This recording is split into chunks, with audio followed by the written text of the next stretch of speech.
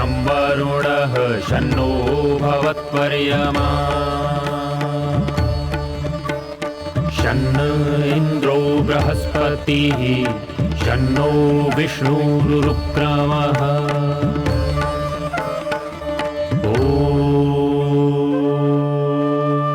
शान्ति शान्ति शान्तिः।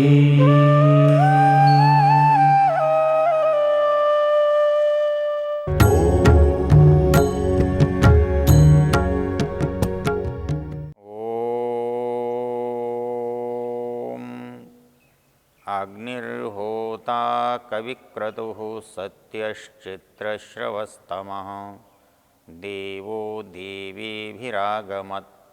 ओम शांति शांति शांति। मित्रों, हम चर्चा कर रहे हैं वेद की, और ये हमारा प्रसंग वेद ज्ञान का है। वैदिक ज्ञान गंगा में अवगाहन का है। वेद के ज्ञान की जो विशेषता है, वेद का जो वैशिष्ट्य है, वो वैशिष्ट्य वेद से सब में गया हुआ है, लेकिन जो सब में नहीं है वो भी वेद में है। हम इन मंत्रों पर विचार करते हुए इनकी गहराई का अनुभव कर रहे थे। हमने देखा कि ये जो मंत्र है, इस मंत्र में अग्नि का जो स्वरूप बताया है, अग्निर्होता कविक्रतुः सत्यश्चित्रश्रवस्तमः। हमने पीछे विचार किया, हमने देखा कि इस मंत्र का देवता, इस मंत्र का ऋषि, इस मंत्र का छंद, इस मंत्र का ऋषि मधुच्छंदा है और इस मंत्र का देवता अग्नि है। इस मंत्र का छंद गायत्री है और इस रचना में ये अग्नि का जो स्वरूप है वो बताया गया है। हमने इसके पहले शब्दों में होता का विश्लेषण किया था, कविक्रतु का विश्लेषण किया था, सत्य के बारे में चर्चा की थी। सत्यश्चित्रश्रवस्तम, वो चयनीय है। श्रवस्तम वो चित्र है और श्रवस्तम है, चयनीय है, सुंदर है, ज्ञानवान है। अर्थात जितनी विचित्रता है, जितनी अद्भुतता है, अर्थ अद्भुत कहते हैं जो कभी हुआ न हो, जो देखा न गया हो।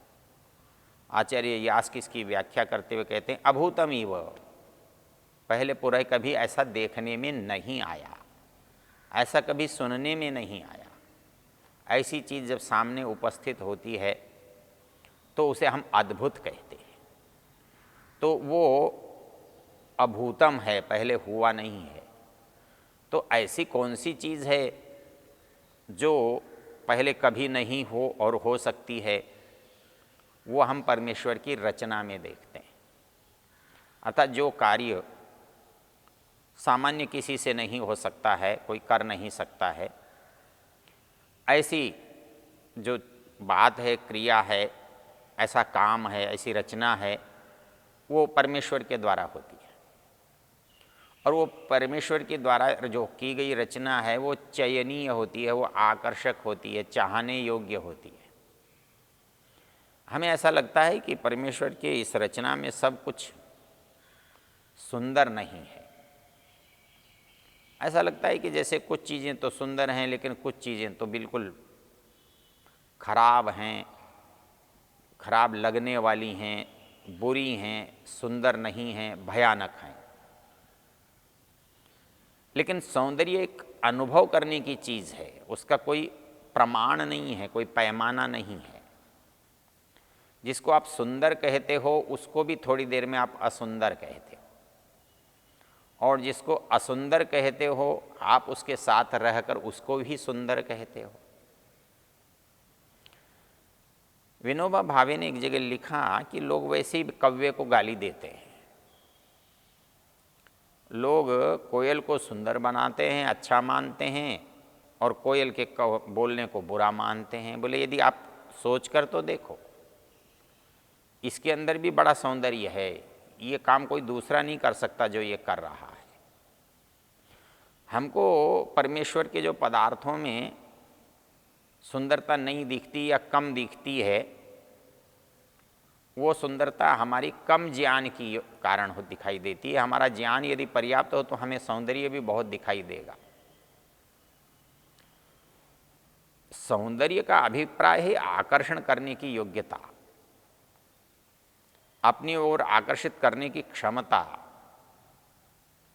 दूसरे के अंदर चाह पैदा करने का सामर्थ्य, उसको कोई चाहे, उसकी किसी कोई इच्छा करे। और हम कब किसकी इच्छा करते हैं? हम जिसके बारे में जानते हैं, जो हमारे लिए हितकर होता है, जिसको जानकर हमें लाभ होता है, जिसको प्राप्त करके हमें लाभ होता है, जिसके मिलने से हमें सुख होता है, हमें वो सुंदर लगता है। सुंदरता के लिए बाह्य कसौटियाँ बहुत महत्व नहीं रखती। मनुष्य समझता है कि ये सुंदर है, ये असुंदर है, ये कम सुंदर है, लेकिन जो जिससे जितना अधिक जुड़ा हुआ होता है, जिसका जो जितना अधिक निकट होता है, जो जिसके अधिक लाभ के लिए होता है, वो उसके लिए उतना ही सुंदर होता है। एक बालक को आप असुंदर कहते हैं, लेकिन एक माँ उसे सुंदर कहती है। अच्छा, एक कल्पना कीजिए, एक रचनाकार है, वो अपनी वस्तु को सुंदर कहता है। एक कवि है, वो अपनी कविता को सुंदर कहता है, दूसरे कहते हैं तो बेकार है। एक आदमी कहता है देखो मैंने कितना सुंदर बनाया है, लोग कहते हैं क्या बनाया, कुछ भी नहीं है। लेकिन जो बनाया है, जो बना रहा है, वो जानता है कि ये कितना सुंदर है। तो जो स्वयं सुंदर है, जिसका ज्ञान सुंदर है, उसका कर्म सुंदर कैसे नहीं होगा? आपकी दृष्टि से गधा, घोड़ा, कुत्ता, सूअर गलत हो सकते हैं, असुंदर हो सकते हैं, लेकिन उस परमेश्वर जो रचनाकार है, जो उनका बनाने वाला है, आप उससे पूछकर देखो, उसकी दृष्टि से देखो कि इसमें क्या असुंदरता है। उसके जीवन की जो योग्यता है, उसको जीने का जो उपाय है, वो उसके अंदर कितना भरा हुआ है। मनुष्य कब गलत जीता है, मनुष्य कब दुखी होता है? मनुष्य तब दुखी होता है जैसा मनुष्य है वैसे जीवन का वो आनंद नहीं लेता। वो जहाँ पर जिस परिस्थिति में जिस योग्यता के साथ जी रहा है, जब उसे वो अपर्याप्त लगते हैं तो वो दुखी होता है। लेकिन संसार में मनुष्य से भिन्न कोई प्राणी ऐसा नहीं है जो अपने आप को अपर्याप्त मानता हो, जो ये कहता हो कि मुझे गधा रहकर गधा रहना पसंद नहीं है, मैं मनुष्य बनना चाहता हूँ। वो जिस जीवन में है उस जीवन से उसको प्रेम है, वो उस जीवन का पूरा आनंद उठाता है, उस जीवन का पूरा लाभ उठाता है, वो उठाना चाहता है। मनुष्य उसको न उठाने दे, मनुष्य उसको बंधन में डाले, मनुष्य उसकी वृत्तियों पर रोक लगाए, मनुष्य जैसा वो खाता है, खाना चाहता है, वैसा न दे, ये उसकी विवशता है, ये उसकी मजबूरी है। लेकिन वो जिस परिस्थिति में, जिस शरीर के साथ, जिस योनि में पैदा हुआ है, उसको कोई शिकायत नहीं है, उसके अंदर वो असुंदरता का भाव नहीं अनुभव कर रहा है, वो उसमें भी बहुत अच्छा है, रमण करता है। तो जिसमें रमण करता है वहाँ सौंदर्य होता है, और जिसको आप सौंदर्य कहते हैं वो भी सौंदर्य नहीं होता। सौंदर्य कहते हुए कालिदास ने एक जगह लिखा है, क्षणे क्षणे यन्नवतामुपैति तदेव रूपम रमणीयताया। सुंदर वो है जो हर क्षण आपको नई लगे, आकर्षित करे, उसके अंदर आप जिज्ञासा बनकर बने, आप जिज्ञासा प्रकट करें तो उसको चाहें। जिसको आप जान चुकते हो, जिसको समझ जाते हो, जिसको देख चुकते हो, उसमें आपका कोई आकर्षण नहीं होता, आपकी दृष्टि में उसे कोई सुंदरता नहीं होती। तो वो जो परमेश्वर है, उसकी बनाई हुई वस्तु आपको असुंदर लगती है, लेकिन वो असुंदर है, ये ज्ञान सत्य नहीं है। हर वस्तु में अद्भुत सौंदर्य है। सौंदर्य उसकी योग्यता का कारण होता है। आप एक कुरूप आदमी के द्वारा एक बनाई गई सुंदर वस्तु को, चित्र को देखें, तो क्या आप उसके अंदर सुंदरता का अनुभव नहीं करेंगे? करेंगे। जब वो सुंदर नहीं था तो उसने सुंदर कैसे बना दिया? तो उसने जो सुंदर बनाया उसके अंदर सौंदर्य था। आप उसके केवल रूप को देख रहे थे, उसकी रचना को, उसके गुणों को नहीं देख रहे थे।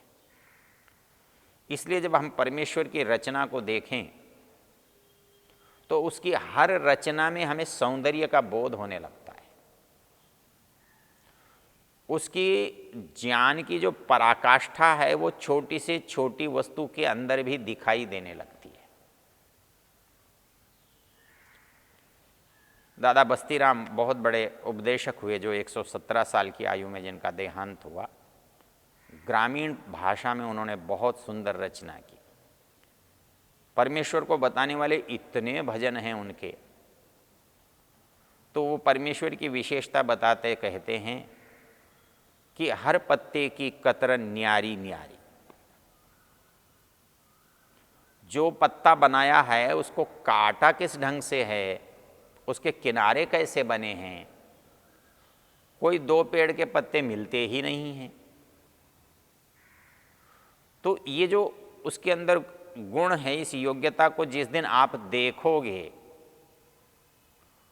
उसी दिन तो वो सुंदर लगेंगे। जिसके अंदर ये विशेषता जिस दिन आपके मन में आएगी उसी दिन वो पत्ता सुंदर लगेगा, उसी दिन परमेश्वर की रचना सुंदर लगेगी। मेरे अंदर जब उसकी विशालता का भान होगा तभी तो मुझे उसकी सुंदरता का बोध होगा। यस्येमि हिमवंतो महित्वा यस्य समुद्रम रसयासा। कहता है कि पहाड़ों की जो ऊंचाई है मुग्ध कर देने वाली है, समुद्र की गहराई है चकित कर देने वाली है। तो कहता है कि ये सौंदर्य की विशेषता है, नवीनता है, अद्भुतता है। तो जब हमें अद्भुत लगने लगेगा तो निश्चित रूप से वो सुंदर हो। तो यज्ञ में क्या है? सुंदरता है, सौष्ठव है, अनुकूलता है, उससे हमको लाभ है। तो यहाँ पर जो मंत्र में बात कही गई है, सत्यश्चित्र श्रवस्तम, उसके अंदर वैचित्र्य है। और उस वैचित्र्य किसके कारण से है? कोई विचित्रता पैदा कैसे कर सकता है? आप विचित्रता कैसे पैदा कर सकते हो? ज्ञान के बल पर। अर्थात एक चीज को आप आटे को लेकर के क्या क्या बना सकते हो, लेकिन जिसके पास ज्ञान नहीं है क्या वो भी बना सकता है?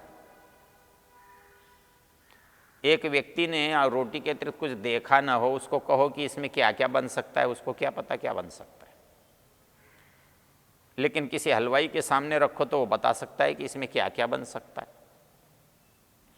तो जो विविधता है, जो रचना की विविधता है, उसका कारण ज्ञान की विविधता है। जो रचना में कौशल है वो ज्ञान की विशेषता है। हमारे अंदर जो असीमता दिखाई दे रही है वो ज्ञान के कारण से है। तो इस तरह से मंत्र कह रहा है कि वो होता चित्र, कवि क्रतु होता चित्रश्रवस्तम, वो होता है, वो कवि है, वो क्रतु है, वो सत्य है, वो चित्र है, वो श्रव है, ज्ञानवान है। श्रवैति ज्ञान नाम, ज्ञान को कहते हैं। उसके अंदर ज्ञान भी असीम है। और इसीलिए यहाँ पर एक प्रत्यय का प्रयोग किया है, तमा, अर्थात उसमें चातुर्य भी बहुत है, सौंदर्य भी बहुत है, और उसका ज्ञान भी उसके पास बहुत है। सत्यश्चित्र श्रवस्तम। अब एक बात और कहता है कि ये विशेषताएं जिस अग्नि की हैं कौन कौन सी हैं? वो होता है कवि, क्रतु है, सत्य है, श्रव चित्र श्रवस्तमा है। उस ऐसा होने पर क्या होगा? तो देवो देवेभिरागमत, ऐसे दिव्य गुणों से युक्त, दिव्य भावनाओं से, दिव्य स्वरूप से युक्त जो देव है वो आगमत, हमें प्राप्त होवे, हमें प्राप्त होता है, हम देख रहे हैं, प्राप्त है। अर्थात यज्ञ को जब आप देखेंगे तो उसकी दिव्यता का आपको अनुभव होगा। अग्नि के स्वरूप के रूप में आप यज्ञ की दिव्यता को देखेंगे, और जब आप परमेश्वर को देखना चाहेंगे तब आप जब यज्ञ करेंगे तब आपका यज्ञ अग्निहोत्र वाला यज्ञ नहीं होगा, तब आपका यज्ञ ज्ञान यज्ञ होगा, तब आपका यज्ञ उपासना यज्ञ होगा, तब आपका यज्ञ शिल्प वाला यज्ञ होगा, तब आपका यज्ञ समूह वाला यज्ञ होगा, आपके ज्ञान के आदान प्रदान करने वाला यज्ञ होगा। तो अग्नि देवेभिरागमत, अग्नि दिव्यता के साथ प्राप्त होता है। तो इस अग्नि से भी आपको दिव्यता प्राप्त होती है। यदि आप एक देव अग्नि के रूप में आपके पास है, एक देव ऊर्जा के रूप में आपके पास है, तब आपको संसार के सारे व्यापार आपके पास हैं, देव समस्त देवत्व तो आपके पास है। और यदि उपासना के रूप में, यदि ज्ञान के रूप में आप अग्नि रूप परमेश्वर के को प्राप्त कर रहे हैं, आप अग्नि रूप परमेश्वर की उपासना कर रहे हैं, तब भी आप दिव्यताओं को प्राप्त कर रहे हैं, क्योंकि ईश्वर तो समस्त दिव्यताओं का स्रोत है, समस्त दिव्यताओं से युक्त है। उसको प्राप्त करने के बाद कोई दिव्यता शेष नहीं रहती। तो इसलिए कहा गया है देवो देवेभिरागमत, वो अग्निदेव जो है समस्त दिव्यताओं के साथ हमको प्राप्त होता है, प्राप्त होवे, और जो इसको उपासना करेगा उसे प्राप्त होगा। इसलिए इस मंत्र में जो बात कही गई है वो संबोध अग्नि के बारे में कही गई है, उसके गुणों को बताते हुए कही गई है, और उसके लाभ का भी इसमें चित्रण या वर्णन किया गया है। 3 बातें। पहला अग्नि है, वो कैसा है, यहाँ श्रवस्तमः तक उसका स्वरूप है, क्या होता है, देवो देवेभिरागमत, ये मंत्र का भाव है। इस मंत्र को ओम अग्नि होता कविक्रतुः सत्यश्चित्रश्रवस्तमः देवो देवेभिरागमत्।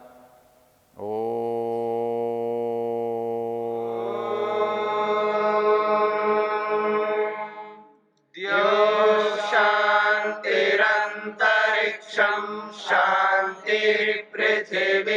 शांतिरापः शांतिरोषधयः शांतिः वनस्पतयः शांतिर्विश्वे देवाः शांतिर्ब्रह्म शांति सर्वं शांति शांतिरेव शांति क्षमा शांतिरेधि।